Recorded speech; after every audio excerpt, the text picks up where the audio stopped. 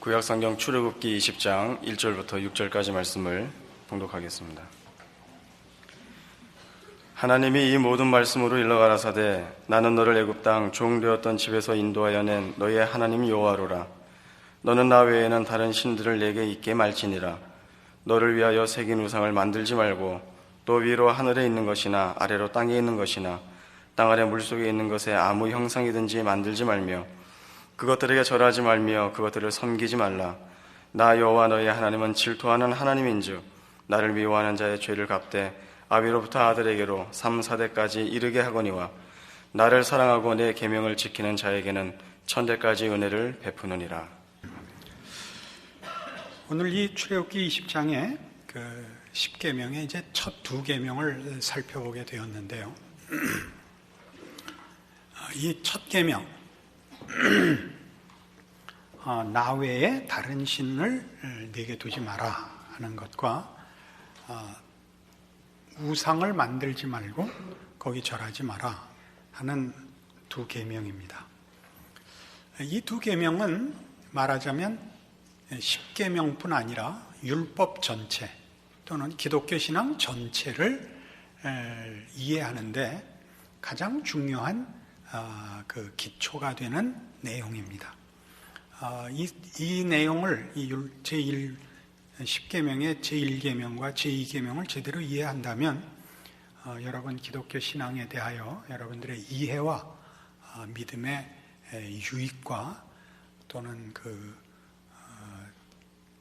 믿음의 그 자신감을 가질 수 있으리라고 기대합니다. 얼른 보면 굉장히 하나님께서 편협하시고 배타적인 분으로 여겨집니다. 나 외에 다른 신을 두지 마라와 5절에 있는 나는 질투하는 하나님이라 하는 것들을 우리가 얼른 이해할 때 당연히 이런 부정적인 이미지를 떠올릴 수밖에 없습니다.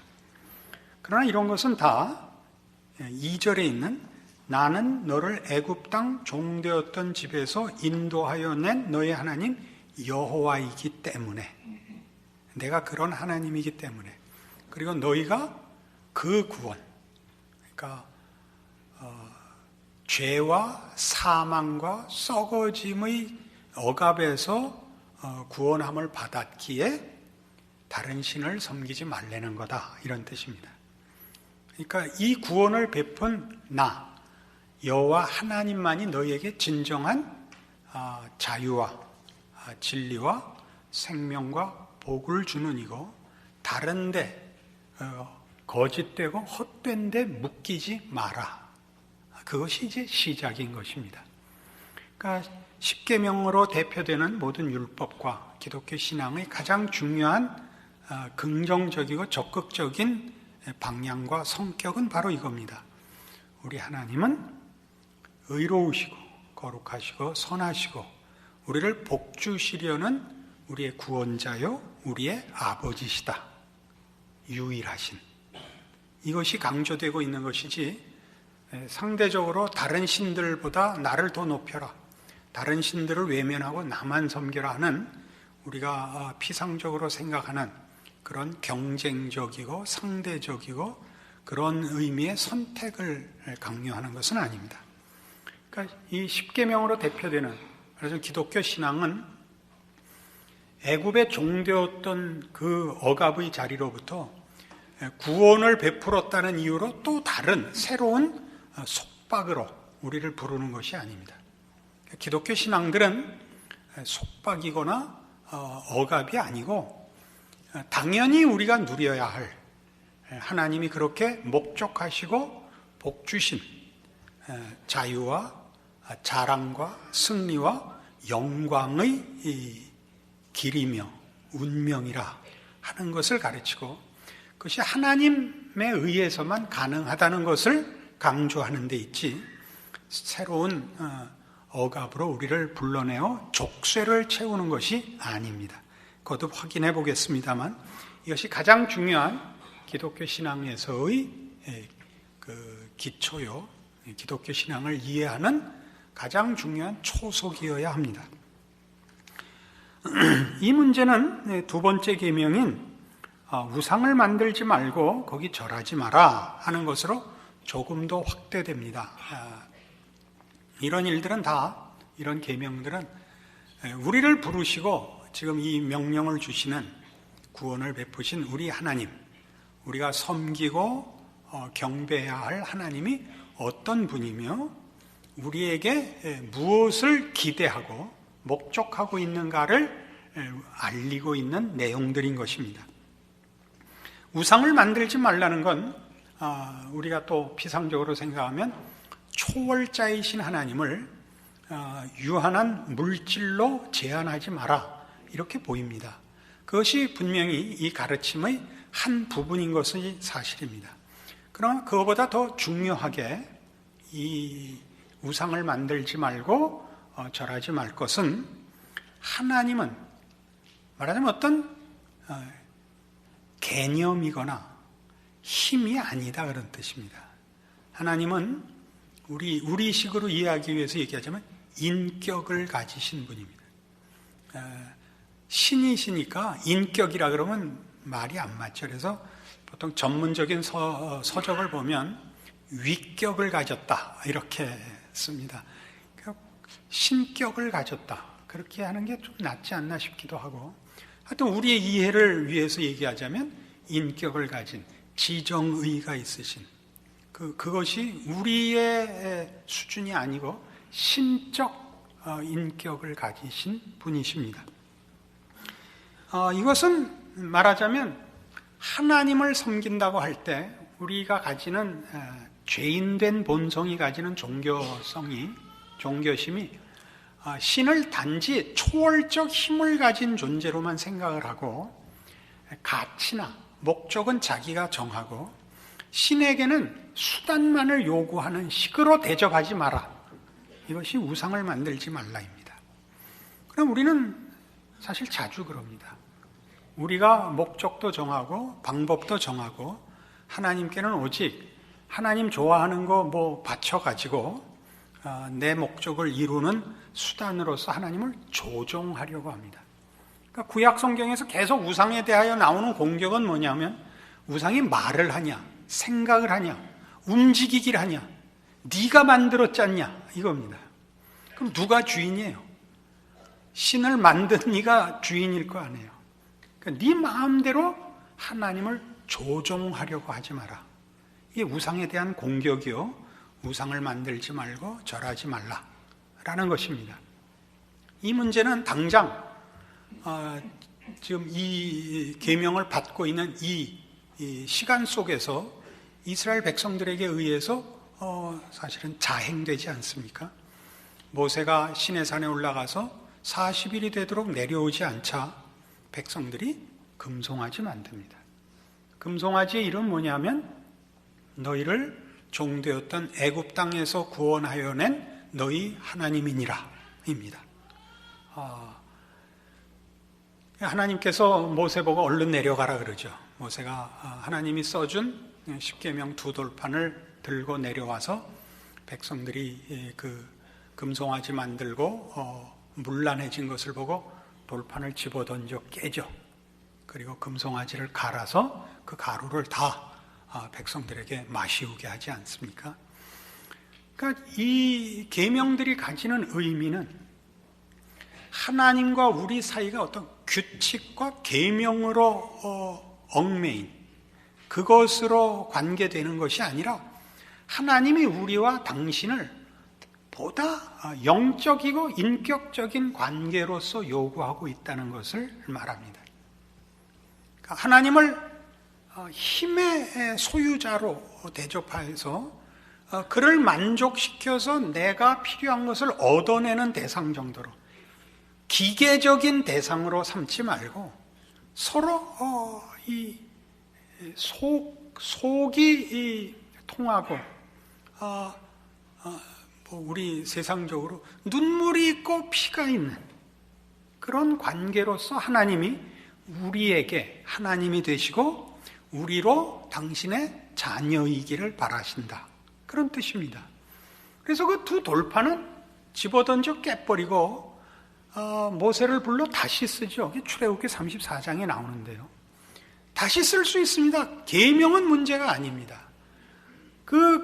다시 써주는, 돌판을 다시 만들어주는 그 장면에서 하나님께서 모세에게 나타나시죠. 그러면서 당신이 누구신가를 이렇게 선포합니다.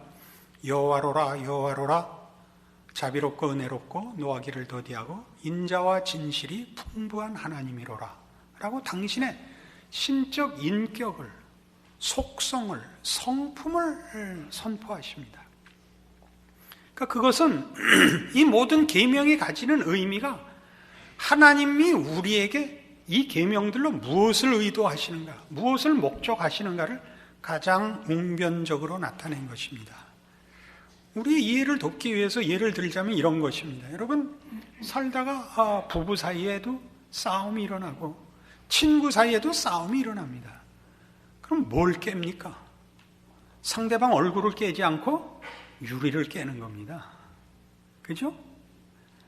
생전 싸움 한번 안 해본 것 같은 그런 표정 지으실 필요 없습니다.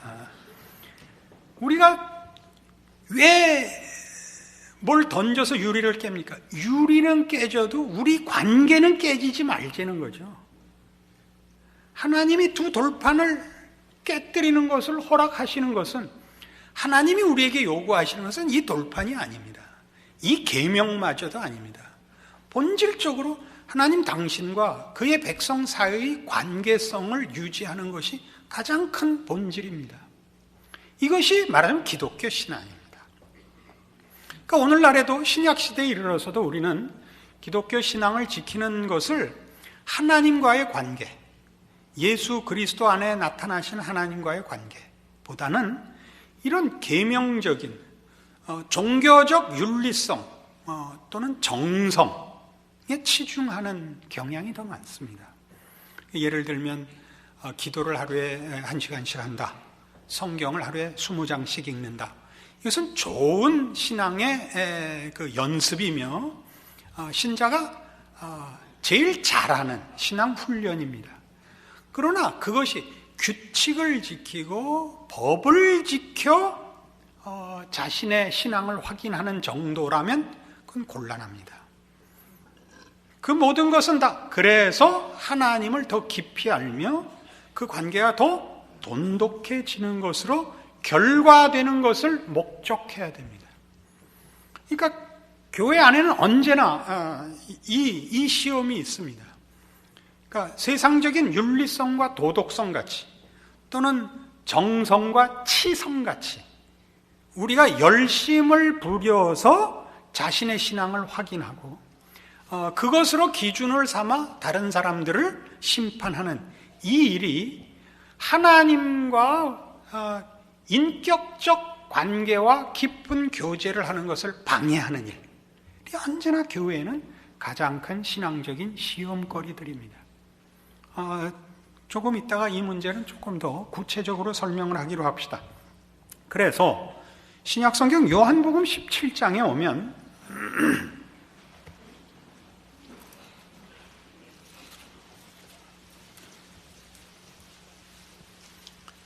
요한복음 17장 1절, 예수께서 이 말씀을 하시고 눈을 들어 하늘을 우러러 가라사대 아버지여 때가 이르렀사오니 아들을 영화롭게 하사 아들로 아버지를 영화롭게 하게 하옵소서. 아버지께서 아들에게 주신 모든 자에게 영생을 주게 하시려고 만민을 다스리는 권세를 아들에게 주셨음이로소이다. 영생은 곧 유일하신 참 하나님과 그의 보내신 자 예수 그리스도를 아는 것이니이다.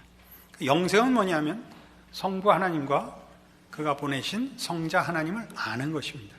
근데 여기서 안다는 뜻은 지식과 정보의 차원이 아니고 깊은 인격적 교제를 말합니다. 관계성을 말합니다. 그러니까 영생은 뭐냐면 이 성부 하나님, 성자 하나님, 성령 하나님과 우리가 인격적으로 깊은 가장 밀접한 교제에 들어가는 것을 신앙이라고 하고 영생이라고 합니다. 우리는 뜻밖의 이 부분은 약해서 신앙생활을 오래 했으며 신앙적인 지식이 상당하나 이런 이 하나님을 아는, 하나님과 그 깊은 교제로 인한 그 기쁨, 그 승리, 그 감격들을 놓치고 사는 성도들이 대부분입니다. 구약 성도들과 신약 성도들을 비교하면 신약 성도들이 훨씬 더 많은 신적, 신앙적 정보를 갖고 있고 사건을 갖고 있습니다. 구약 성도들은 아직 예수 그리스도를 모르고 있었고 약속으로만 희미하게 가지고 있었고 상징들만 있었지 그 예수를 역사적으로 소유하고 있지 못했습니다. 신약 시대의 이 풍성한 2000년 기독교 역사도 없습니다. 그렇다고 해서 신약 성도들이 언제나 구약 성도들보다 신앙이 더 좋은 건 아닙니다. 왜냐하면 신앙이란 언제나 이 성부 하나님, 성자 하나님과의 이 교제이기 때문입니다. 여러분, 어떤 사람을 좋아할 때 그 사람에 대해서 많은 정보를 갖고 있다고 해서 그 사람을 좋아하지는 않습니다. 또 그런 정보로 인해서 그 사람을 안다고 얘기할 수도 없습니다. 사람을 좋아하는 것은 굉장히 다른 것입니다. 거의 직관적인 그 판단에 근거할 때가 많고, 누구를 안다는 것도 밖으로 알려진 어느 학교를 나왔고 무슨 어느 가문이고 그 부모님이 옛날에 뭘 했고 옛날에 이순신 장군이랑 같은 마을 옆에 살았고 이런 것들은 아무런 의미가 없습니다. 그렇지 않습니까? 그건 다 신문에 나고 잡지에 나는 얘기들이죠. 누구를 안다는 것은 그건 가장 개인적이고 가장 다른 방법으로는 대신할 수 없는 두 인격의 만남이요, 섞임이요, 긴밀한 교제에서만 나오는 것입니다. 그것을 성경이 가르치고 있고 이런 가르침들은 다 하나님이 누구시냐에 대한 우리의 생각을 위해서 기독교 신앙의 초석이 되는 기독교 신앙이란 결국 이 하나님을 믿는 것입니다. 이 하나님에 대한 이해요, 알미요, 교제요, 놓칠 수도 없고 이 하나님을 배제하고는 성립될 수 없는 기독교 신앙과 신자의 위치, 무슨 존재의 구성 같은 것에 대한 이해입니다. 그러니까 우리가 이제 다시 처음으로 돌아가서 이 하나님을 우상으로 만들어서는 안 되는 이유는 우리가 목표를 정하고 우리가 그 가치를 정하고 오직 그것을 이루는 수단으로만 하나님께 찾아가는 식의 종교성은 우리가 빨리 벗어 던져야 됩니다. 이것은 기독교가 아닙니다. 기독교 신앙이 얘기하는 것은 하나님이 언제나 먼저 시작하셨다는 겁니다.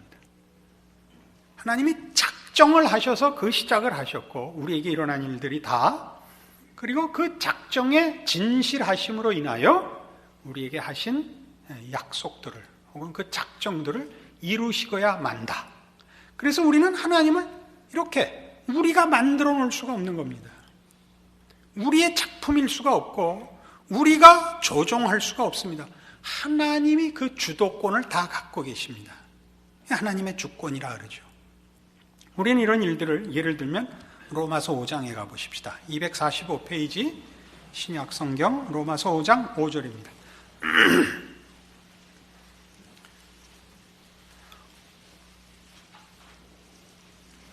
소망이 부끄럽게 아니함은 우리에게 주신 성령으로 말미암아 하나님의 사랑이 우리 마음에 부은 바 됨이니 우리가 아직 연약할 때 기약대로 그리스도께서 경건치 않은 자를 위하여 죽으셨도다. 의인을 위하여 죽는 자가 쉽지 않고 선인을 위하여 용감히 죽는 자가 혹 있거니와 우리가 아직 죄인 되었을 때 그리스도께서 우리를 위하여 죽으심으로 하나님께서 우리에게 대한 자기의 사랑을 확증하셨느니라. 이 의미는 뭐냐 하면요, 우리의 구원은 우리에게서 시작되지 않았다는 겁니다. 우리에게서 근거되지 않았습니다. 우리가 아직 죄인 되었을 때 성자 하나님이 이 땅에 와 우리를 구원하시려고 죽으셨다 하는 일은 구원이 처음부터 끝까지 오직 하나님에 의해서 준비되고 그렇게 시행되고 그렇게 완성될 것이라고 하는 것입니다. 우리가 우리의 위치를 모를 때, 하나님이 누구신지도 모르고 우리의 운명도 모를 때, 하나님 앞에 구원의 필요성을 아뢰거나 구원해달라고 요구하기 전에, 그럼 모든 일에 대해서 우리는 아무 관심도 없을 때 하나님이 먼저 움직이시는 겁니다. 이것이 기독교입니다. 우리가 우상으로 하나님을 대신할 수 없는 이유가 여기 있습니다. 우리가 우상을 만들 때 신의 필요성을 어디선가 느끼겠죠. 순 엉터리인 우리 마음대로 정한 목표와 우리가 소원하는 죄성의 가치들을 얻기 위해서 신을 만듭니다. 신은 우리가 만드는 것이 아니라 신이 우리를 만들죠. 우리의 필요한 것을 신이 정하죠. 그러니까 우리 하나님이 우리가 아직 죄인 되었을 때 우리를 위하여 그 아들을 보내어 십자가를 지게 하여 우리를 구원하시는 겁니다. 여기에 기독교에 대한 모든 이해의 초석이 있습니다. 그러니까 우리가 우리의 신앙을 점검할 때 우리는 보통 의지적 차원에서 또는 윤리적 차원에서밖에 점검할 줄을 모릅니다. 내가 지난 일주일을 얼마나 신자답게 살았는가? 우리가 얼마나 성경을 열심히 받고 기도를 열심히 했고 전도를 했고 등등의 종교적 행사를 얼마나 했는가라는 것으로 자신을 점검할 줄밖에 모릅니다. 그러나 그렇게 점검하니까 우리는 매주 이 주일마다 모이면 지난 한 주일 동안도 또 여러 번 강조하지만 또 병신같이 살다 왔습니다. 이 고백을 어느 교회나 지난 100년 동안 한국교회가 계속 해오고 있으면서 하나도 변하지 않고 있거든요. 잘못됐다는 건 아닙니다. 이 기도를 해야 됩니다. 그러나 하나 더 생각할 것이 있습니다. 그럼 지난 한 주일 동안 우리가 신앙생활을 하느냐 마느냐에만 우리 신앙이 또는 우리 신앙의 결과와 운명이 달려있느냐 말입니다. 그럼 기독교가 아닙니다. 지난 한 주일 동안 내가 뭘 했느냐 보다 더 크고 중요한 것은 지난 한 주일 동안 하나님이 나를 지키셨다는 사실입니다. 근데 왜 그 꼴이냐? 그 질문을 할 수 있죠. 하나님이 지키시고 그의 백성으로 그의 자녀로 간섭하셨다면 왜 그따위로 살게 놔뒀느냐? 우리가 얼마나 바본가 보라고. 그게 대부분의 내용을 차지합니다. 우리의 한계를 보이는 것. 우리가 하나님 앞에 더 많은 은혜를 구해야 하고 자신을 의뢰해서는 안 된다는 것을 배우는 일에 대부분의 시간을 보내야 됩니다. 그것보다 더 큰 공부는 없습니다. 그래서 우리가 우리의 신앙을 점검할 때 난 했다, 넌 안 했지 라는 식으로 신앙을 점검하고 비교하고 비판하는 것은 너무 섣부른 것입니다. 우리가 성실했다든가 우리가 의지를 관철했다, 복된 일입니다. 그러나 그러지 못하여 좌절하고 혹 체념하고 한숨 쉬는 일마저도 우리에게는 결국은 복된 일이라는 것을 알게 될 것입니다. 왜냐고요? 하나님이 하나님이시고 우리는 그의 기르시는 어린 양인 탓입니다. 하나님이 하나님 노릇하시는 것을 포기하지 않으시며 실패하시지 않으실 것입니다. 그 일을 로마서 11장에서는 이렇게 사도 바울이 묘사하고 있습니다. 11장 33절 깊도다 하나님의 지혜와 지식에 부요하며 그의 판단은 측량치 못할 것이며 그의 길은 찾지 못할 것이로다. 누가 주의 마음을 알았느냐? 누가 그의 모사가 되었느냐? 누가 주께 먼저 드려서 갚으심을 받겠느냐? 이는 만물이 주에게서 나오고 주로 말미암고 주에게로 돌아감이라. 영광이 그에게 세세에 있으리로다. 아멘. 분명해졌죠? 누가 먼저 자격이 있어, 이유가 있어, 원인이 있어 하나님 앞에 포상을 받겠느냐? 우리가 뭘 잘해서 하나님이 기특하다 그럴 존재가 어디 있느냐? 하나님이 시작하셨지, 하나님이 고쳐주셨지, 하나님이 채워주셨지, 하나님이 승리케 하셨지. 그 고백입니다. 그래서 뭐라고 그랬어요? 36절에 있는 바와 같이 만물이 주에게서 나오고 주로 말미암고 주에게로 돌아갑니다.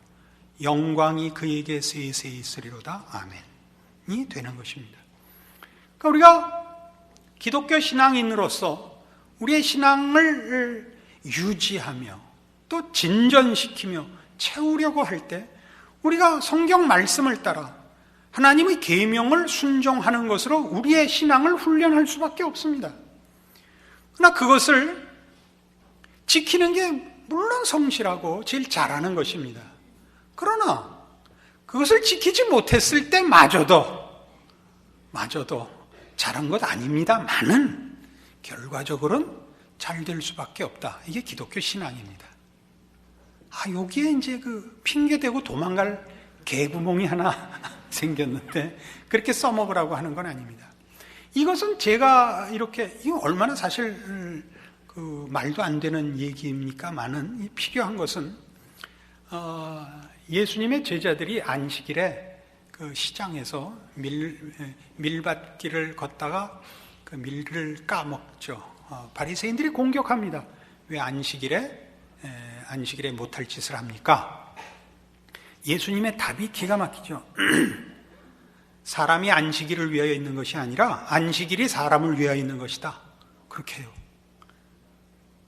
이거 뭐 아주 정신이 하나도 없는 말인데 깊이 음미해 보세요. 하나님이 계명을 주신 것은 그 계명을 보존하기 위하여 우리 보고 희생하라는 것이 아니라 그 계명들로 인하여 우리가 유익하라고 준 것이래요. 지키면 물론 유익합니다. 지켜서 받는 유익이 있고 못 지켜서 받는 유익도 있답니다. 믿어지십니까? 아니 예수님이 그랬으니까 할 말이 없죠. 안식일을 지금 깨고 있는 거 아니에요? 안식일을 범한다는 건 당시에는 굉장히 심각한 문제입니다. 그런데도 유익이래요. 여러분 이런 거 현대판으로 한번 적용해 볼까요? 주일날 교회 안 가고 등산 갔다. 너 그럴 수 있느냐? 그때 예수님이 오셔서 그러는 거예요. 주일이 사람을 위하여 있는 것이지 사람이 주일을 위하여 있는 거 아니다. 그런 거라고요. 아니 그럼 뭐 때문에 교회 와요? 교회 오는 거 잘하는 거다. 그럼 등산 간 건요? 잘못한 거다. 그럼 틀렸지. 물론 틀렸다. 그래도 손해보지 않게 한다. 이게 무슨 말이 됩니까? 주일날 땡땡이 치고 등산 가면요 양심이 벌을 받습니다. 그날 하루 종일 조마조마할 뿐만 아니라 그 주 내내 조마조마하고 평생 조마조마합니다. 하나님 하시는 일의 기이함과 결과적으로 궁극적으로 모든 것을 합력하여 선으로 만드시는 하나님의 은혜로우심과 전능하심을 여러분 놓치지 마십시오. 우리의 신앙생활과 우리의 신자된 자랑들은 다 이 하나님에 대한 이해에 사실은 걸려 있습니다. 우리를 구원하신 하나님, 우리에게 하나님의 자녀로서 살라고 명령하시는 이 하나님이 어떤 하나님인가? 그가 요구하시는 명령의 가치가 무언가? 그리고 그의 자녀가 된 것으로 인하여 그 명령을 지킴으로 얻는 복과 그 명령을 지키지 못한다 할지라도 복을 받을 수밖에 없는 하나님의 백성의 운명을 아는 것, 이런 것이 사실은 기독교 신앙의 가장 중요한 내용들입니다. 여러분, 더 넓은 마음과 여러분 스스로를 용서하는 마음으로 하나님을 아버지라 부르게 되었으니 나에게 겁날 것은 없다. 내가 잘못할 때에도 그것으로 내 운명이 변하지 않는다. 그 잘못이 잘못이지만 그 잘못으로도 하나님은 나에게 약을 삼으신다. 이런 올바른 기독교적 신앙으로 무장하여 하나님의 백성으로 사는 여러분의 인생과 존재를 더 두터운 믿음으로 하나님의 무한하신 자비와 의로우심과 진실하심과 전능하심 안에서 기쁨으로, 자랑으로, 믿음으로 즐기시는 여러분의 생애와 인생이 되기를 바랍니다. 기도하십시다. 하나님 아버지 은혜를 감사합니다. 하나님의 자녀가 되었으니 겁날 것이 없습니다. 우리는 하나님의 자녀가 된 후에도 미련을 떨고 옛 구습을 벗어던지지 못하고 그저 실패하기 일쑤입니다마는 그 실패가 실패로 끝나지 않을 것을 믿사오며 우리의 눈물과 한숨이 또 헛되지 않을 것을 믿습니다. 주께서 시작하신 일을 이루실 것과 그 진실하심과 그 영원하신 하나님의 하나님 되심으로 우리를 찾아오시고 지금 간섭하신 것 같이 결국 우리 모두의 입술에 주를 향한 항복과 찬송을 받아내실 것을 믿습니다. 이 믿음으로 우리의 인생과 우리의 삶을 하나님의 자녀라는 이름에 걸맞게 사는 자 되기로 결심케 하시고 충성케 하시고 더 은혜를 구하는 참다운 신앙의 자리를 지키는 자들 되게 하시옵소서. 예수님 이름으로 기도합니다. 아멘.